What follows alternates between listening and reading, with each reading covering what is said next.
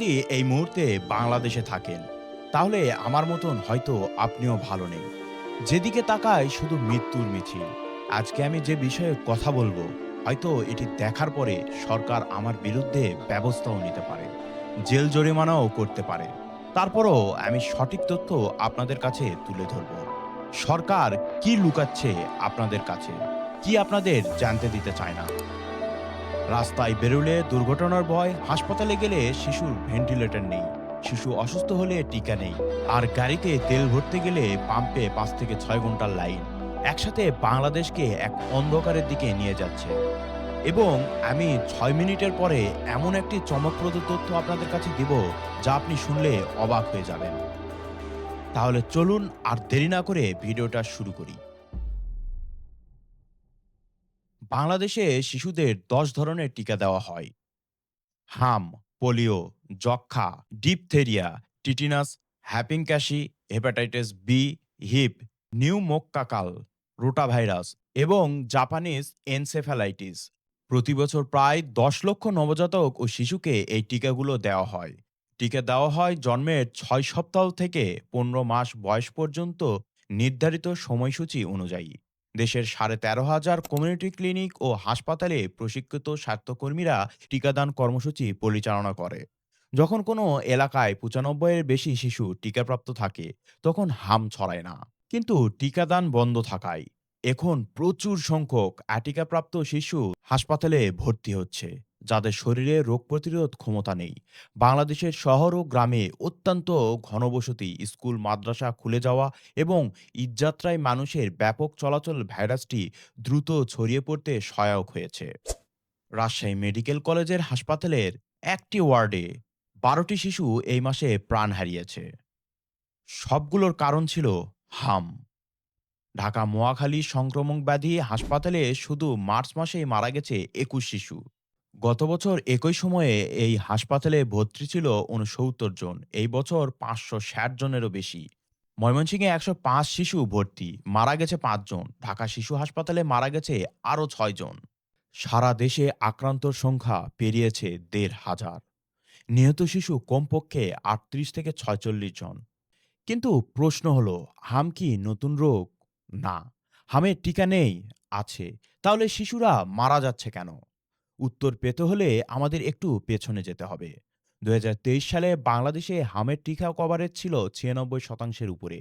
হাম নির্মূলের পথে ছিল দেশটা। তারপর কি হলো? ২৪ সালের আগস্টে সরকার পতন হলো। নতুন প্রশাসন এলো। আর টিকা আমদানির প্রক্রিয়া আস্তে আস্তে থমকে যেতে লাগলো। ইপিআই কর্মসূচির জন্য প্রকল্প অনুমোদন, নতুন পরিচালক নিয়োগ, অর্থ ছাড়, সবকিছু আমলাতান্ত্রিক জটিলতায় আটকে গেল।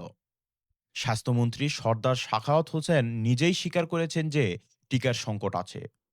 তিনি বলেছেন ৬০৪ কোটি টাকা জরুরি বরাদ্দ দেওয়া হয়েছে, কিন্তু টিকা আসবে এপ্রিলে। আর এইদিকে শিশুরা আইসিইউতে গেলে দেখা যাচ্ছে ভেন্টিলেটরের অভাবে, চিকিৎসার অভাবে মারা যাচ্ছে। বর্তমান স্বাস্থ্যমন্ত্রী বলার চেষ্টা করেছেন ৮ বছর নাকি টিকার ক্যাম্পেইন হয়নি, টিকা দেওয়া হয়নি। কিন্তু ডব্লিউএইচও এবং ইপিআই এর তথ্য অনুযায়ী ২০২৪ সাল পর্যন্ত কভার ছিল ৯০ থেকে ৯২%। তাহলে মিথ্যা কথা কে বলছে, মন্ত্রী না জরিপ? আমরা কি ধরে নিতেই পারি না সরকারের অব্যবস্থাপনার কারণে শিশুরা মারা যাচ্ছে? আর শেখ হাসিনার রেখে যাওয়া বাজেটের ৫১,০০০ কোটি টাকা কই গেল? ধরলাম বিএনপি সরকার ১ মাস হলো এসেছে।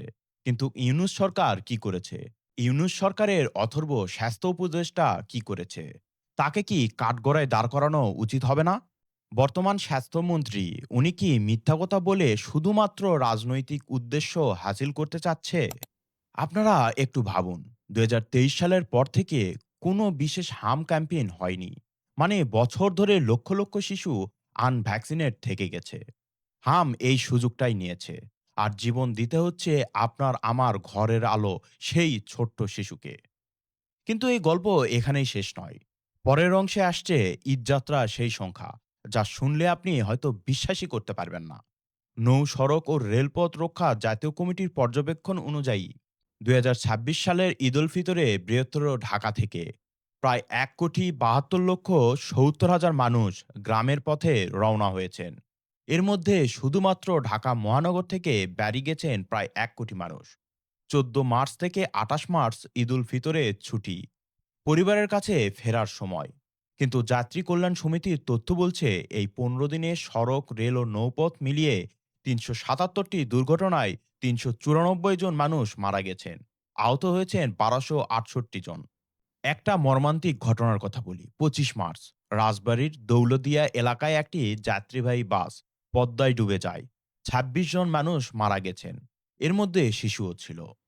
মোটরসাইকেল দুর্ঘটনায় মারা গেছেন ১৩৫ জন। মোট মৃত্যুর ৩৮%।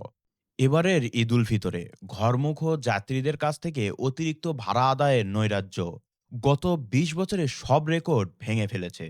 এই কথা বলেছে বাংলাদেশ যাত্রী কল্যাণ সমিতি। এরপরেও মন্ত্রী বলছে কোনো ভোগান্তি হয়নি, অতিরিক্ত ভাড়ার অভিযোগ পায়নি।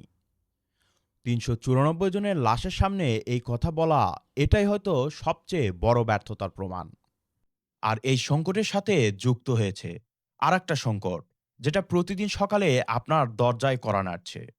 আপনি সকালে বের হয়ে অফিসে যাবেন, আপনার গাড়িতে তেল দরকার, কিন্তু তেল নিতে পাম্পে গেলে আপনাকে লাইনে দাঁড়াতে হচ্ছে ৫ থেকে ৬ ঘন্টা।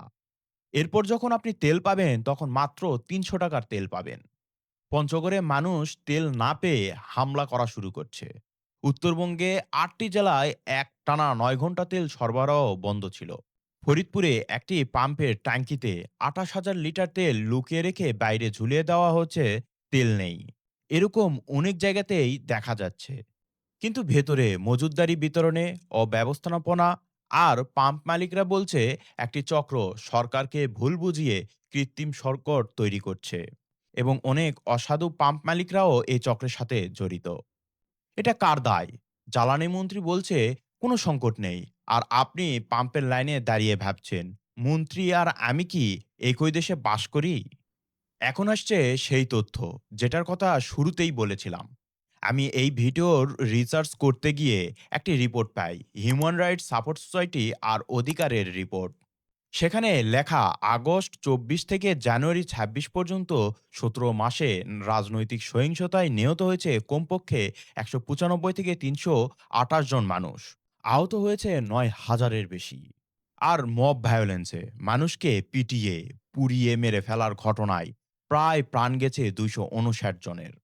এই সংখ্যাগুলো কোনো বিরোধী দলের দাবি নয়, এগুলো মানবাধিকার সংস্থার নথি।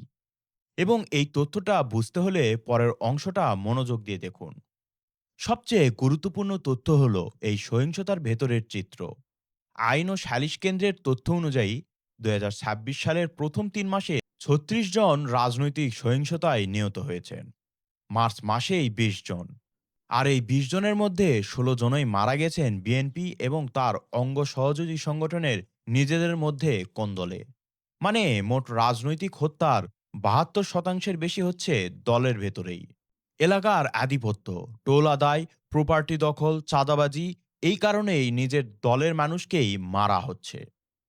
নির্বাচন পরবর্তী সময়ে ফেব্রুয়ারি ১৩ থেকে ২৮ তারিখ পর্যন্ত মাত্র ২ সপ্তাহে ১০৪টি সহিংসতার ঘটনায় ১০ জন নিহত, ৪৭৬ জন আহত হয়েছে। সংখ্যালঘু সম্প্রদায়ের কথা আলাদাভাবে বলতেই হয়। ডিসেম্বরের ২০২৫ থেকে জানুয়ারির ২৬ পর্যন্ত মাত্র ১.৫ মাসে হিন্দু সম্প্রদায়ে ১৫ জন খুন হয়েছে, প্রতি ৩ দিনে একজন। এই পরিস্থিতিতে রাষ্ট্র কোথায়? আইন শৃঙ্খলা বাহিনী কি করছে? এই প্রশ্নের জবাব কে দিবে? আর আমাদের মাননীয় স্বরাষ্ট্রমন্ত্রী ব্যস্ত সংবিধান আর রাজাকারের পক্ষে কথা বলায়। আপনার কাছে কি মনে হয়? এইভাবে কি একটা দেশ চলতে পারে? এতক্ষণ আপনারা ৪টা আলাদা গল্প শুনলেন। কিন্তু এগুলো আসলে একটা গল্পেরই ৪টা অধ্যায়। হামের টিকা নেই কারণ প্রশাসনিক রূপান্তরের সময় স্বাস্থ্য ব্যবস্থার অগ্রাধিকার নির্ধারণ হয়নি। সেই সিদ্ধান্তহীনতার মূল্য দিতে হচ্ছে শিশুদের জীবন দিয়ে। কারণ সরকারের অবহেলা আর অদক্ষতা। সড়কে ৩৯৪ জন মারা গেছেন কারণ ফিটনেসবিহীন গাড়ি, লাইসেন্সবিহীন চালক আর মাঠ পর্যায়ে কঠোর নজরদারির অভাব ছিল। যোগাযোগ মন্ত্রীর অতিরঞ্জিত কথাবার্তা আর দায়িত্বহীনতা মূল কারণ।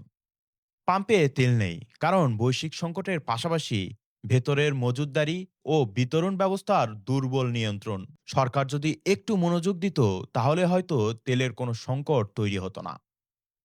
রাজনৈতিক সহিংসতায় ৩২৮ জন নিহত, কারণ ক্ষমতার পালাবদলের পর জবাবদিহিতা নেই।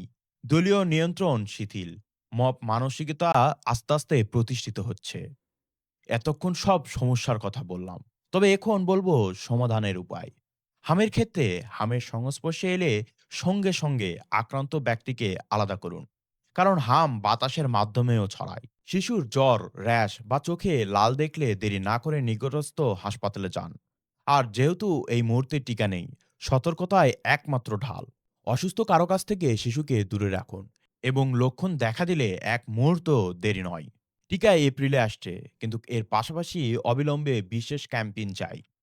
আক্রান্ত জেলায় মোবাইল মেডিকেল টিম পাঠানো দরকার। আইসিইউ সংকট মেটাতে অস্থায়ী শয্যা স্থাপন করতে হবে। শেখ হাসিনা যেরকম করোনার ভিতরেও দক্ষ নেতৃত্ব দিয়ে টিকাদানের জন্য পুরস্কার পেয়েছিল, ঠিক সেই রকমই নেতৃত্ব গড়ে তুলতে হবে দেশ এবং দশের জন্য। অন্তর্বর্তীকালীন সরকারের প্রধান উপদেষ্টা এবং তার নিয়োগপ্রাপ্ত স্বাস্থ্য উপদেষ্টার গ্যাফলতি, দুর্নীতি এবং অবহেলার কারণে যে ৩৮ জন শিশু এখন পর্যন্ত মারা গিয়েছে এবং এতগুলো শিশু আক্রান্ত, এর জন্য তাদের দৃষ্টান্তমূলক শাস্তি হওয়া উচিত। তাদের শাস্তি কার্যকর হলে এরকম দায়িত্ব অবহেলা করার আর কেউ সাহস পাবে না। তেল সংকট আমরা ছোট করে দেখলেও আগামীতে এই সংকট ব্যাপক হারে দেখা দিতে পারে। বাংলাদেশের অর্থনীতির চাকা বন্ধ করে দিতে পারে। বিস্তারিত জানার জন্যে আমাদের এই ভিডিওটি দেখতে পারেন। আজকে এই পর্যন্তই। তাহলে দেখা হচ্ছে নতুন কোনো ভিডিওতে, নতুন কোনো অ্যাঙ্গিকে। ততক্ষণ পর্যন্ত ভালো থাকুন, সুস্থ থাকুন। আল্লাহ হাফেজ। ধন্যবাদ।